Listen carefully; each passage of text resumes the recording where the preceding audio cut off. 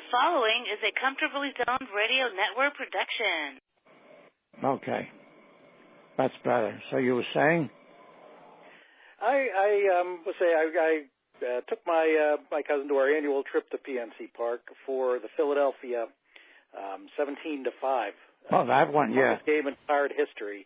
It was just an exhibition of the worst pitching, just poor fundamentals.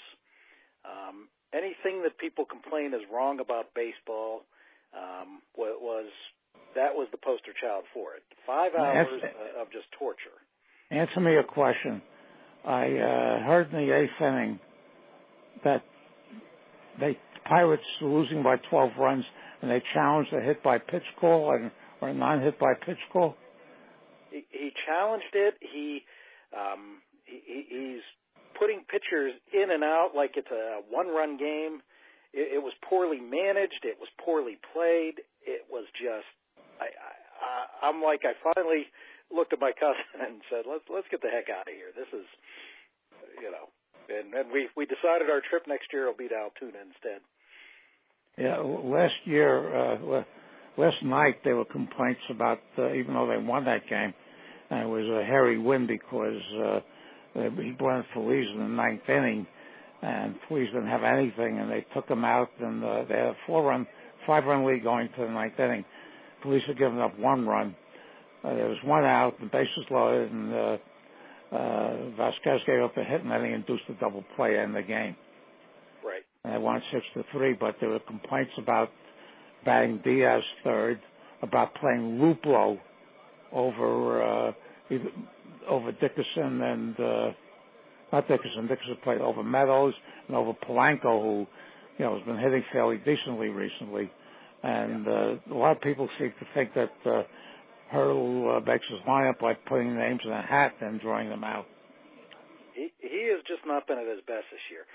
I understand you want to move things around, but putting Josh Bell as a leadoff hitter, it's just been mind-numbing things. The whole love affair with Sean Rodriguez a few weeks ago when the team was going badly, which I felt bad for Sean Rod because he seems like a good guy who's just lost it. And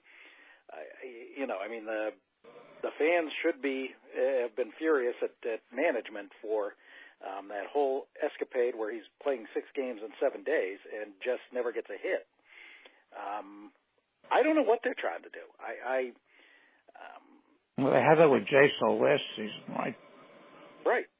He fell in love with J-So and couldn't hit the, basketball with a 2x4, and kept playing him. Yeah. I mean, Luplo is not their future, so there's no reason to even have him up here, much less push him through it. At best, he's a last man on your bench if guys are injured. It's just sometimes very confusing. Feliz, you keep trying to push it in. There's something wrong with the kid. He has options left. Send him down. Polanco's hitting well now, but for most of the season he was not. I know that, yeah. You should have been riding Meadows through his hot streak rather than sitting him as often as he did to keep Polanco in the lineup. It wasn't just Polanco in a slump. It was Polanco playing horrid defense. It was Polanco not thinking on the bases as usual. It was Polanco not playing good defense. It wasn't just he wasn't hitting. And again, the kid has some options. So it seems that he was one of those guys for a while. I don't know if anything has changed. That I have the attitude I'm getting paid, whether I stink or I play like a Hall of Famer. It's just. What's the difference? Well, you seem to get that feeling when he's out there. He's a tremendous talent. Marte is a tremendous talent. Josh Bell is a tremendous talent. You have a core here of players where I don't think they're a playoff core, but I certainly think they're an 83 to 84 win core, and they're doing nothing. They're average players. Cervelli, I'm sick of hearing what a great season he's had. He's not having he had a great start. He's having a horrible time when he's in there not injured. I mean, he's down to 258. No, he's on a DL a lot. Yeah. Well, and that's his MO. You think they're going to be sellers in 2 weeks? They need to be sellers. I mean, to sit. The fans aren't coming to the game. I mean, they're down 20-some%. Yeah, it's not as bad as Miami, but it's bad. So I put when this was discussed in Pirate Chat on Facebook, I put down a quote from Yogi Berra: "If people don't want to go, nobody's going to stop them." Exactly. Which is true, and it's. Yeah, I know. Yeah. You know, you're not going to keep them here by keeping this team as is. I mean, you lost me last year a little bit. I mean, I still go to the games, I still watch every game, and I'm still a passionate fan. But you lost me a little bit when you signed a manager and a GM who had struggled for 2 years to a new 4-year deal, and you know this guy isn't going to just eat 2 or 3 years of the contract. No, well, I think one of the things is when a manager is around that long, unless they're very exceptional, that the players stop buying into what they're saying. Exactly, and I think that's what's happened here. I mean, Hurdle is a fine baseball man, and he has a good baseball mind. I don't mean to come out and sound like I'm really trashing the guy, but I do think he's frustrated and he's just going way overboard trying things, and quite frankly, you know, I'm starting to believe metrics is not only killing the Pirates, but it's starting to kill the game. It's killing baseball. Yeah. I did a podcast Tuesday night, and that was the topic of what, basically what's happened to our game. Yeah. And, and the metrics is really, really, I think, really, really savaging the game. And, there was a game I was watching the other day where they were talking about, this batter is 0 for 4 against this pitcher, talking about like that's a sample size. Right, exactly. And you're taking it as the gospel of what's going to happen there. Pulling out Tyon the other day after 71 pitches and blaming it on metrics because he hasn't been as effective third time through a lineup. That's the whole gospel now is third time through. Yeah, not. I mean, sometimes you got these young kids, especially when you're dealing with a bullpen that had just been ravaged over the last week. I mean, 48 runs in 4 games, they were ravaged. Well, I couldn't understand them bringing up Smoker because he was here with the Mets last year, and he was just awful. Right. How do you bring a guy with a track record like that back up to the majors? Now, Lithuanian kid, he can't get anybody out either. No, I mean, if you're going to really do it, yeah, either go out and try to sign somebody who you can get cheaply from another major league roster, or give these kids a shot down. I mean, you supposedly have a group of talented pitchers there. You know, maybe give somebody a shot there, but just keep rehashing. Josh Smoker is not going to re-find himself. No, it's all over because the Mets the other day brought up some 28-year rookie from the minors. They started him, and this guy was in the minors for like 8 years. He had an ERA somewhere around 4.5. They started him in a game against the Phillies, and they got clubbed him for 6 runs in the top of the first. Yeah. Which anybody could tell you. And the question in the papers here says, why in the world did they ever think that this guy could pitch in the majors? Yeah, I mean, so I think that's part of the problem too. I mean, we're getting too in love with 97, 8 mile an hour fastballs, but a 98 mile an hour fastball that goes straight down the middle is a batting practice pitch. Hitters have adjusted to the speed. It's location. Yeah, absolutely. And you know, my friend Bill Rainier, who I've done a couple books with, was at a I did, when we did the World Series way back when. He was on a couple of podcasts. Exactly. He went to a speech given by Dick Groat and Elroy Face.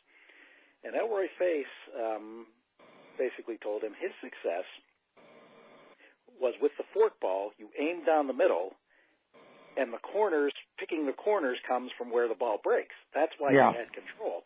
These kids don't have that. They have a fastball. I mean, basically, and you know, some are blessed with some break on it, but it seems like too many of them aren't. And hitters in the major league level, you can dominate down in the minors with that, but up at this level. Yeah, well, Tom Seaver wrote a book on pitching a number of years ago, which I have lying around somewhere. And he said the two biggest factors in pitching were location and movement. Yeah. And they said, and the most important pitch was strike one. Right. Right. I mean, and to me, that's I can't talk about all of baseball. I mean, I pay close attention to Pittsburgh and Cleveland. Yeah. And that's just. But it's the same here. And even the Yankees, even though they're playing well, I mean, the Red Sox are going out and they're clobbering when they play all these bad teams, they go out and clobber them. They never even let them in a game. Yeah. No, but there's all sorts of criticism about how, you know, the way the Yankees use the players and pitchers and why this guy plays, even at that level. So it's all over. It's permeated. And you have two teams right now that, the Orioles and the Kansas City Royals, that are on their way to historically bad seasons. Yeah, and a lot of that is, in my eyes, they're over the past 4 or 5 years. There's always been a disparity in salary. It's getting worse as the TV money, and it seems like the trick is these teams that own their own stations do not have to report what they make as far as from the extra they make off the stations. I mean, they have a contract with the station that they report per year, but the profit they make as the owner, they do not report, they do not share. And I think that discrepancy, if you look down the salaries, the percentage of ownership of these cable stations are much higher with the ones spending the well, George Steinbrenner in 2002, I think it was, started the Yes Network. Yeah. They held 100% of that until they sold half of it to Fox a number of years ago. Yeah, but the Pirates don't have anything like that. No, and whereas you can win without spending a lot of payroll, I get that argument all the time, but you can't win constantly, consistently with it. No, it's like the one so-called mid-market team that seems to be doing things right now is Milwaukee. But you're right, it's not sustainable. No, and that's the problem. In Milwaukee in a couple of years will be down again. But what you have to do is you have to build a solid farm system. You have to develop these. Exactly. That, to me, is where Neil Huntington. I never was really upset at the McCutchen trade, and I think we're better off with Dickerson out there this year if you look at it. But I'm upset because we're not. You look at these players as we talked about earlier. They were all exceptional talents, universally considered in the minor leagues, and they're average players. I don't think they're being developed properly. I don't think he's drafted properly over the last few years. That's how you maintain it. This whole talk about flexibility with rosters or with positions they play, that's important with the 3 or 4 guys on your bench. That's not important anywhere else. And he was getting a little too heavy with that. But that's where, they're fine baseball men, Huntington and Hurl, but that's where the team is suffering. They're not developing. They're not getting the Latin American players anymore. This year they just finally got aggressive after years, and that's where you can find the diamonds in the rough without paying a ton of money. Yeah, the big criticism here of the Mets is that their farm system is almost totally barren. Right. And they're talking whether or not they should trade Jacob deGrom, who's having a sensational year. He's 1.68 ERA, but he's 5-4. Yeah. And whether or not to trade him for so-called prospects somewhere. Well, they're afraid that if they trade him, and these prospects don't turn out to be anything, they'll be really ripped apart, even more they are now. They're owners of the Wilpons, who are very tight. they have the son running things, and he's incompetent. And they lost an awful lot of money to Madoff. Yeah. Which is when they turned cheap. Yeah. And if you can't run the team properly, maybe it's time to sell. But they can't force them to sell. No, you can't force them to sell. No. You wish you could, and you wish you could here, but I'm not willing to put. I don't put as much of a blame on the ownership as others do, because they're. You know what you're in when you're in a so-called small market team, but you need some baseball men that are willing to think outside the box and do innovative things to win. And I don't. The innovative things we're doing at this point, I don't see. I mean, I would almost rather develop teams like they did in the 80s with speed and defense and pitching. And to me, speed is something that puts pressure on other defense. It's how you can, if you're sick of shifts against your team, that's how you take the shift out. If they're afraid of a guy stealing second, they're not going to have an infield all on one side. No, I mean, the way to beat the shift, and most of them won't do it, is to just, if you've got a left-hander here, you try to hit the ball inside out, like a right Carew or Tony Gwynn, and you drive it to, you hit it to left field where there's nobody there. Yeah. It's breakable, but these guys are not trained, or, probably, the way most of them can't bunt, most of them can't hit to the opposite field either. No, and it's not necessarily. I mean, that's where the development comes in. The hardest thing in sport to do is hit a 99-mile-an-hour fastball. I mean, we can all shoot baskets, we can all catch a football. We can, if we have a hockey stick, we can shoot it into a goal. Not that those are. I mean, obviously, we don't do it anywhere near the top people, but I every so often I'll step in even an 80-mile-an-hour batting cage that's near my house. I can't touch the damn ball. It is impossible to do, and for the average person, and that's tough enough when they're coming up. They have at least that innate talent to do that, but you need to develop them to do things. You need to develop them to bunt. You need to develop and teach them how to steal bases. Get some speed in there.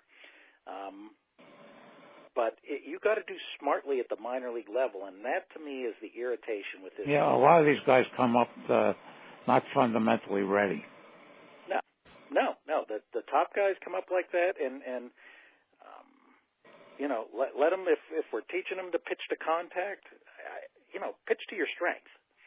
I don't necessarily always buy into the pitch to contact, especially when you're putting a defensive crew out there that for the most part over the last 20 years has been lousy.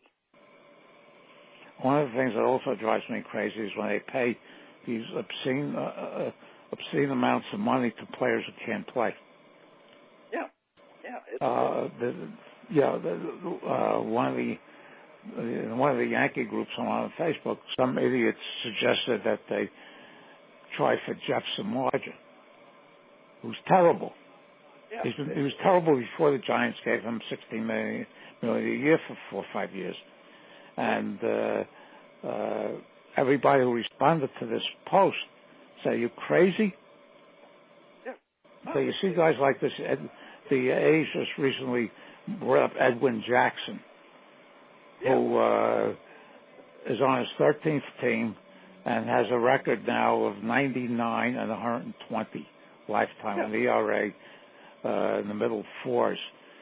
And I went into baseballreference.com, and up to this season, this guy's made $77 million. Yeah, no, he has, and he hasn't really earned it. And that basically also, the Cubs, after Yu Darvish blew up in the World Series last year with the Dodgers, I posted on one of the sites, I said, some team is going to grossly overpay him. And it turned out to be the Cubs. Yeah. He's won one game and has spent most of the season on the disabled list. In fact, a friend of mine named Yoenis Cespedes, who's getting paid $27 million by the Mets this year, as the milk bin because he's milking the system. The guy hasn't played in about 3 months. And every That's time they think happen. they're going to come off the DL or something else. Right. And it's unfortunately going to happen. You get owners who want to make the quick move, and you know, I like what they did. I think they backed off that a lot. Yes, the union and Scott Boras are complaining because they're trying very hard not to overpay some of these stiffs. Right. No, it's frustrating from that end, but unfortunately, that's going to happen, and hopefully it'll happen less and less. But they said the Pirates are going to try to unload Cervelli because he's on a 5-year deal and he's making a lot more than Diaz is. Oh, and right, I think personally, and I've said this all along, I think Diaz is the better catcher. He has the better arm. He has more pop in his bat, even though Cervelli is, had a fine home run streak early on, which has remained early on. He hasn't really hit one. I know he's been injured a lot, but I think Diaz is the better potential catcher. I have no problem with that. I think the team would be better off, personally, by using Newman and Kramer in Indianapolis at second and short. They've both done well. They've both proven themselves. I think they're a better defensive combination. I think Harrison is a prime example of spending a lot of money on a guy who's not that kind of talent. He's a hustler. I like his attitude, but he's just not that kind of player. So I think you'll see Harrison gone. I think you'll see if Mercer's going to be tough. They're going to try to trade Mercer. I don't know if they'll do it, but at this point in time, give the kids a shot. Mercer's not coming back next year. He's not. I think Dickerson is probably somebody you can hopefully get some decent talent for, and then just slot Meadows in there. But at this point in time, I don't think anybody's untouchable on this team. The new kids, Tyon, guys like that are untouchable. But I'm talking Marte could be a possible trade bait. I think Harrison will definitely be gone. I think Cervelli will definitely be gone. I think they'll try to trade Nova. I'm not sure how successful they'll be. But the bottom line Nova is his whole when he was with the Yankees, he had one terrific year and then started getting worse every year. Yeah. He's not an ace. No, he's on a decent streak. Yeah, he's a decent, but in the rotation is a 3 or 4, but he is not an ace. They don't have an ace. No, and the thing is, if they're expecting to get top-level talent for any guys here, they're going to be sorely disappointed. Marte could probably bring it, but, he's still affordable a couple more years. But Cervelli's not going to bring it. Mercer's not going to bring it. Harrison's not going to bring it. Dickerson, outside chance. Nova's not going to bring it. I hope you're stupid enough not to trade Vasquez. You hear out there, well, if you're not playing well, you don't need a closer. But, you still have a decent core here that the Pirates aren't going to sink to a 300-win team if they trade someone. Closers to them have always been expendable. Yeah. But because they've had a number of them over the last, 6 or 7 years that, they've either gotten rid of or flamed out when I got rid of Melanson 2 years ago, how could they do that? But, went to the Giants as a free agent, spent most of the time on the DL. Now he's an eighth inning pitcher. Yeah. And, I'm sure they're happy. Pirate office is happy that the Giants are the ones that are overpaying him. And I think that was half the reason they keep trying to shove Feliz out there, who I think one day can be he seems to have some good stuff. They just need to send him down and work with him a little bit. Yeah, where is Searage with the miracles they used to pull off? Yeah. Yeah. But I still have hope for him. I think I actually think the bullpen has kind of ironed out as of late, except for that 4-game period. But I really genuinely think that this is a team that is a lot better than what they're playing. I don't see them as a bad team. I see them as good talents who they're not getting the best of their talent, and the onus is on the players too. I mean, you know, I was very upset when they let Russell Martin go, but Toronto signed him for a package that the Pirates would never pay, and he can't hit anymore. No, and again, he was older, and that's what you're going to get. Yeah. Eventually, I mean, you may get 1 or 2 good years out of him, but that's eventually what's going to happen to a guy like that. But I mean, you know, I don't think they need much, but I at this point in time, they're not going to be a buyer. They're not going to buy the pieces they need, so they need to retool. They have good middle infielders in the system. They have really good pitching. Do you think Moroff will ever be a player? Do I think who? Moroff? Moroff. I consider Moroff and Luplow to be the quintessential quad A guy at the best. Yeah, because they bring up Moroff every other week. Somebody gets hurt, they bring him up. Yeah. And I mean, Kramer and Newman are the future. Tucker has, I've seen him quite a few times in Altoona. He has played just marvelous defense down there, very smooth. He's a tall, lanky kid, and you look at him and you don't see a good range shortstop, but he is. He has good release. He just looks like I'm not sure he's going to be a good offensive player. That's the thing I have with him, where I think Cole and Kramer and Newman, I think, have opportunities to be good offensively up the middle. You know, not a lot of power, but 280 to 300 hitter. Short of that, this kid Martin, who they got from Houston, has just.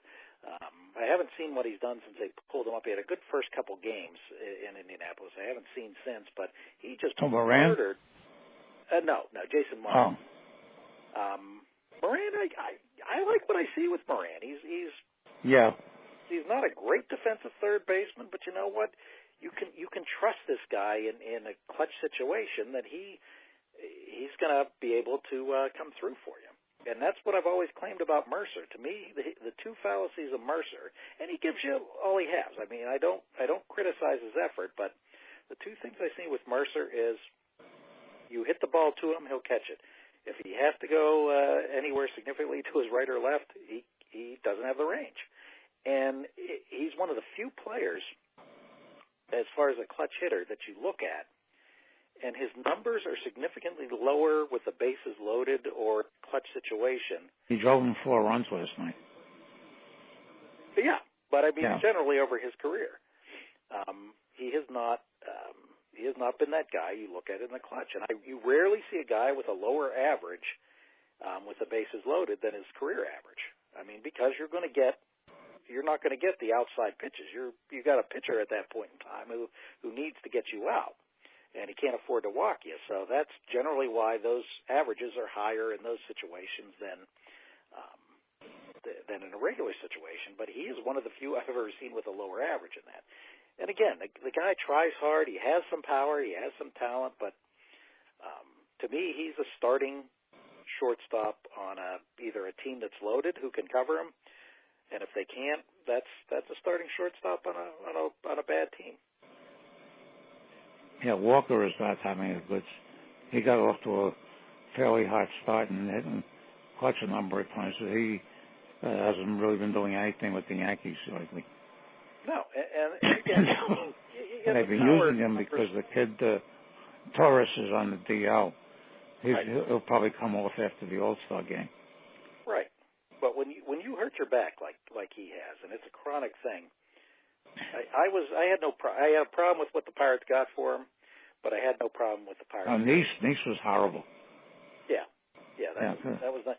And again, I saw him a lot with the Mets, and he was also one of those pitchers that would, if an error was made behind him, he would blow up. Right. I couldn't believe that they traded him for Nice. I mean, they should know. Enough by now with Nice and Smoker. You stay away from any pitcher the Mets want to get rid of. Yeah. Well, I mean, but again, people don't get bad by making great trades. there's been a problem on both teams in securing talent that you were hoping to get, and that's where I thought it might not have been the best move in the world to sign Huntington to a 4-year deal. Yeah.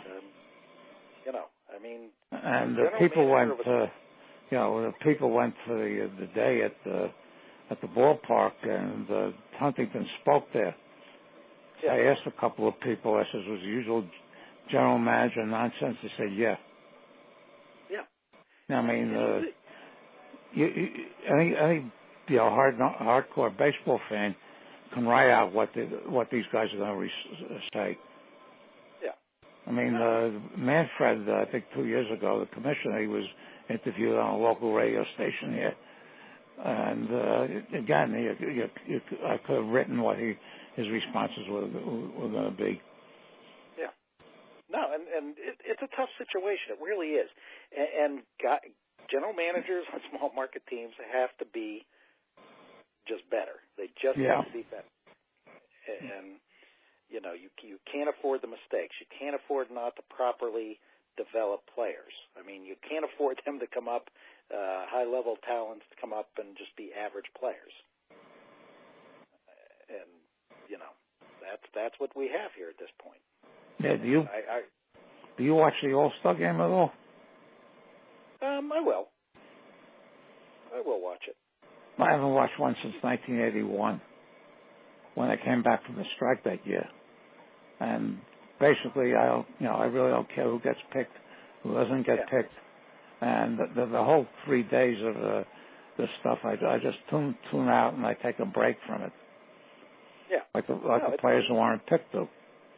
Yeah. They don't want to be there anymore. It's not what it used to be, and it's still the best of the All-Star games. I know that, but basically when I was a lot younger, with the lack of cable TV and the lack of interleague play and the lack of interleague trading, you never saw, unless you were in a market like Pittsburgh, you never saw, K-Line or Rocky Colavito, any of the big players from the American League in those days. And once they allowed interleague trading, the only superstar that went during his prime was Frank Robinson from one league to the other. And, it meant something back then that they cared a lot more. Now they got picked from every team. It was all right when you had 8 or 10 teams. Now everybody has to have a representative. Yeah. No, it's. I mean, there are too many on the team. The players don't. And I'm not saying all of them. There's some players that care, but the ones who were going there the first time. Yeah. Yeah. But I mean, it's. I don't know if there's any way to fix that. I mean, it's. The viewership has gone down. I think in the 70s, we were talking about this with a couple friends of mine. 70s, they were at 26.4 rating. Now it's down to 7. So the fans aren't interested in it anymore. No. Pitchers pitch 1 inning. Yeah. I mean, you see that every day. I mean, the Pirates the other day shut out Washington. Trevor Williams pitched 5 innings, and they had relief pitchers come in. Each pitched 1 inning for the last 4. Right. And they do that in the minors. Because a friend of mine last year went to a Cyclones game, Brooklyn Cyclones, which is the short season A team of the New York Mets. Mm-hmm. And the starting pitcher went 5, and they used another, one pitcher for the 6th, 7th, 8th, and 9th. Yeah. That's the way they're trained now. They're trained not to go more than 5 or 6. Yeah, and that's a problem. I mean, hopefully it's cyclical. Hopefully somebody gets the idea. Well, you know what? Let's stretch these guys out a little more. Because you know what? They're pitching 5 innings. They're still getting hurt. Chad Kuhl is out 4 weeks minimum. They still are getting hurt. So, I never saw the sense of, I understand the philosophy, but it's not. Well, the Cleveland the other night was playing Cincinnati at Cleveland. And Trevor Bauer was pitching for Cleveland, and he was magnificent. It wasn't, one of my friends who watched this game said he was easily getting the Reds out. 6 to say, pull him after 8 innings. Yeah, it was given up 3 hits and struck out 11, but he's at 111 pitches. And they bring in the bullpen, and the bullpen held the Reds to 7 runs in the top of the ninth. Yeah, no, I was watching. Cleveland has the worst bullpen in the majors, followed closely by Houston.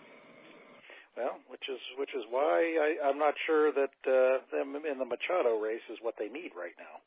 Yeah, well, Cleveland is they're very lucky because they're playing a little bit better than mediocre, but they're in the division that's so weak it doesn't really matter.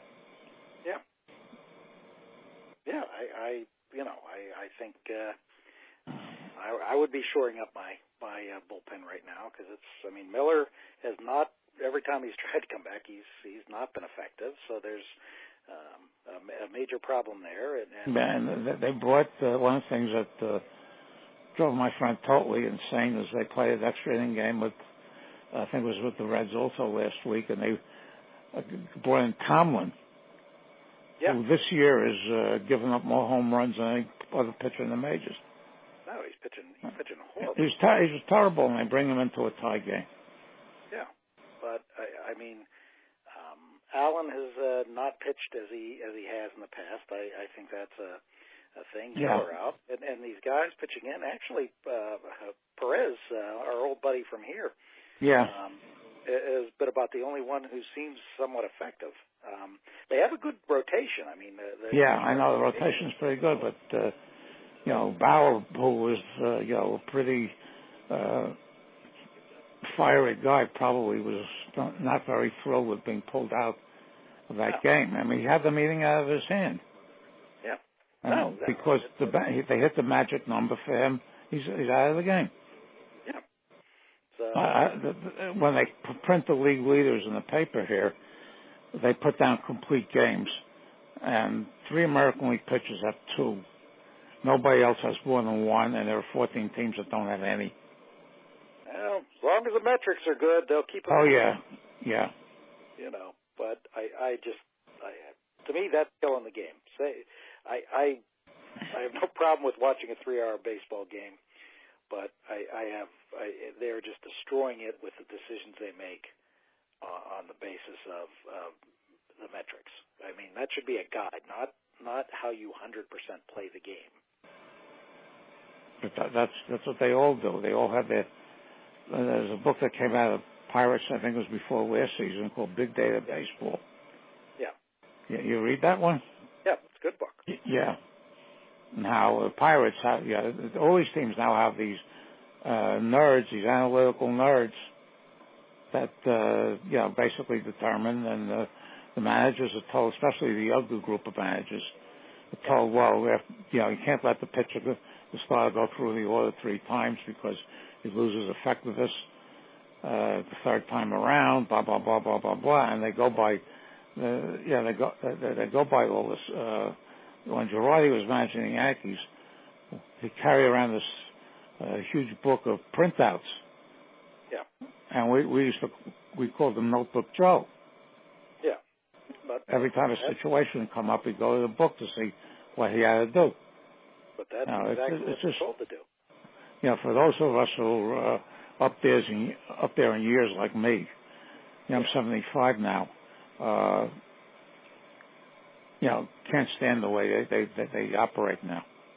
Yeah, no, you want to get mad at the managers, but that's exactly what they're excited. And it almost seems at the end of the year when you're surprised somebody gets fired. That's why they're getting fired, because they're not listening to what the GM is telling them how to run a team. Why have a manager there at that point? Exactly. The good managers have feel. The good managers.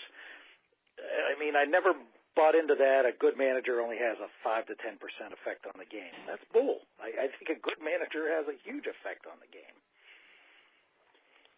Like a certain Irishman who managed the Pirates of Two World titles. Right. I hope I live long enough to see him get into Cooperstown. Well, even though I don't think it's going to happen.